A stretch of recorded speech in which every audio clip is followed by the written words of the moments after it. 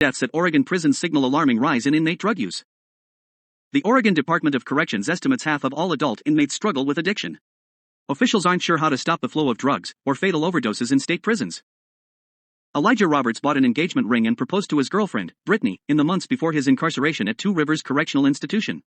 He'd been sentenced to just over 3 years for non-violent crimes related to his battle with addiction in 2022. Roberts, 35, also recently came into some money and the deed to his childhood home in the Metzger neighborhood of Tigard after his adoptive mother passed away. She was his only remaining family. Roberts hoped his time in prison could be used as a reset, a period where he could gain some sobriety and return to society with a waiting bride, a small nest egg, and a chance to start over. However, Roberts wouldn't make it home. He was found unresponsive in his cell at TRCI before being transferred to nearby Cadillac Regional Medical Center in Richland, Washington, where he was pronounced dead in the early evening hours of March 1. A press release announcing Roberts' death was released days later, with no cause of death listed. TRCI Executive Assistant Casey Thompson told the Mercury that all records related to his death were unavailable due to a pending internal Special Investigation Unit investigation. Roberts' only remaining family, his girlfriend and her sister, Ashley Wolf, drove 3 hours to Cadillac Hospital when they heard the news. They made it in time to see Roberts one last time before doctors turned off his breathing machine. Although he was in a coma, Wolf says his ankles were cuffed to his hospital bed with a prison guard present in the room the entire time. Wolf says the doctors told them Roberts had overdosed on fentanyl. Prisons in Oregon have seen a rise in inmate drug use over the past 3 years, with an increased number of inmates testing positive for fentanyl, as well as a variety of illicit substances, including buprenorphine, a medication used to treat opioid addiction. The rise in drug use in the state's prisons coincides with an opioid epidemic in Oregon and nationally. Overdose deaths, many of them from fentanyl, surged an astronomical 1,500% between 2019 and 2023 in the state. And according to a first-of-its-kind report published by Oregon's most populous county's health department in May, 868 people have died from a fentanyl overdose in just Multnomah County during the past 6 years. Born in prison. Robert's mother, Neokio Gaines, gave birth to him in 1989 while serving time at a state penitentiary for burglary. He was adopted by Janice Roberts not long after. He attended Tigard High School and was a member of the snowboard team. Ismael Geronimo, who was on the Tigard High snowboard team with Roberts, remembers him always trying to make others laugh. "I just remember the jokes we used to share on the ski lifts at Amidhood Meadows," Geronimo said. He had a memorable laugh and big, white teeth. Roberts struggled with addiction after high school and developed a lengthy criminal record in Oregon, including numerous arrests for drug possession, theft, and identity theft, according to court records. Wolf, who was close with Roberts, said he struggled with homelessness as well, but he never seemed to lose his good spirit. "He would always make the best out of every situation," Wolf said. "He was just fun to be around. He was funny." Trouble at Two Rivers. Christy Running was asleep when she got the call in the early morning hours of January 9, 2023. On the other end of the phone was a TRCI nurse asking if anybody had spoken to her about her brother, Eddie Dungan, who'd been incarcerated at the prison since 2020. Dungan pleaded guilty to charges stemming from shooting at an Oregon State Police trooper during a traffic stop in 2017. "I said no," Running said. "Then she told me, 'I'm sorry, but your brother has died.' I was hysterical at the time. I couldn't speak." Running said she called back a few hours later. The same nurse told her that Dungan hadn't been feeling well and had refused medical treatment, opting to lay down in his cell instead.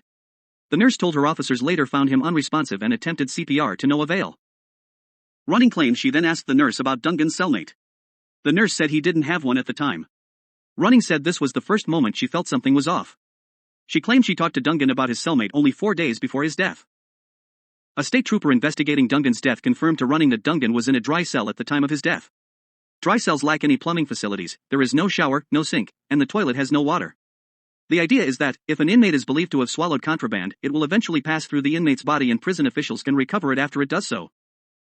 "At no point should I have been lied to about the details leading up to his death," Running said. "The nurse that called me was not even on shift when Eddie died. Protocol for this type of situation says it should have been the warden that called me." Running alleges that prison staff saw that Dungan was unwell, but put him in a dry cell for more than 70 hours anyway, where they watched him die. Running and her family have held numerous protests in the Eugene and Springfield area of Lane County since Dungan's death. She's also held events in collaboration with Stephen Parker, a formerly incarcerated activist and founder of AICS Advocate. They even held one in Los Angeles in April. "This could be me, this could be your brother or your friend, it could be anybody," Running said. "We need to shed light on these prisons, and say, hey, this is not okay, these are people, they are valued and remembered, and we aren't just going to accept their deaths. They matter." Two Rivers history. Two Rivers was billed as the prison of the future when it opened in March 2000. Inmates quickly likened the new facility to the remoteness of the infamous Alcatraz penitentiary. Its distant location in eastern Oregon, and its state-of-the-art computer and video monitor screens, led to Two Rivers being given the same nickname as the former San Francisco prison island had in the 1930s, The Rock. The prison, which was built for $121 million, is designed to be more like a row of 14 small jails, lined up and walled off from each other. The idea was to limit the contact inmates had with one another, keeping them secluded to their unit for the entirety of their sentence. This place is more like a maximum security prison, an inmate told the Associated Press in 2000. The Oregon DOC employs 4,500 staff members at 12 institutions, 2 community corrections offices, and several centralized support facilities throughout the state. This year, the state's prison population was about 13,200, according to data released earlier this year by the DOC. Of those in custody, more than 50% have a substance abuse problem. In 2014, the East Oregonian reported that TRCI had the most unexpected deaths in the entire DOC between April 2013 and April 2014. Unexpected deaths are classified as deaths that aren't from natural causes or old age and can include overdoses and suicides.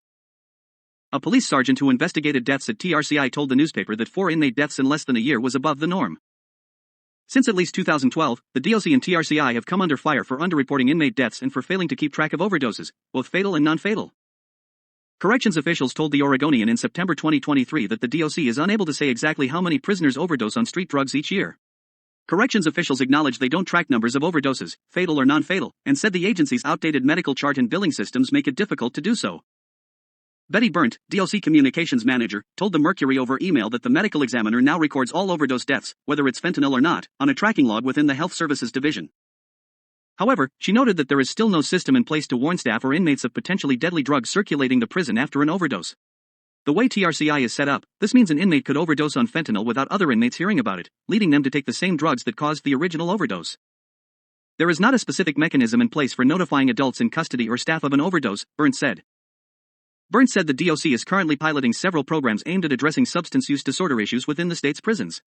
However, none of the pilot programs are being tested in TRCI and there are currently no plans to introduce future programs at TRCI.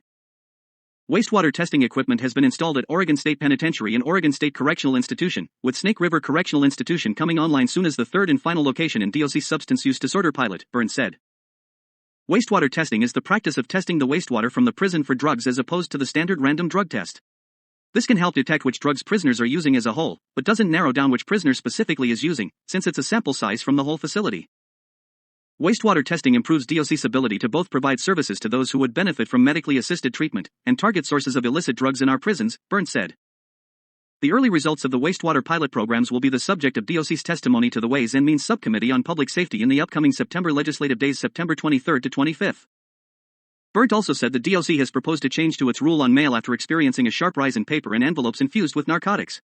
The new rule proposes limiting the type of envelopes and paper allowed for incoming mail, as well as removing gendered language and adding clarifying language consistent with other department rules. A public hearing on the proposed changes is scheduled for 1 p.m., September 16, with a comment period open now through September 25. Picking up the pieces. Robert's Chrysler 300 with tinted windows still sits broken down in the driveway of Wolf's parents' home. Her sister, Robert's former fiancé, still takes care of the couple's mini golden doodle, Rover. I feel like a bunch of people that I went to high school with, people that I grew up with that lived around me, so many of them have passed away, Wolf said. It's just sad, you know? Wolf said she still has most of Robert's belongings in a storage unit that he got after selling his childhood home. She has his ashes and hopes to spread them somewhere special in the future. Brittany has had a hard time accepting that he's gone, we both miss him a lot, Wolf said. Friends keep coming by to share stories about Elijah, I think it's kind of given us both motivation to do better in life.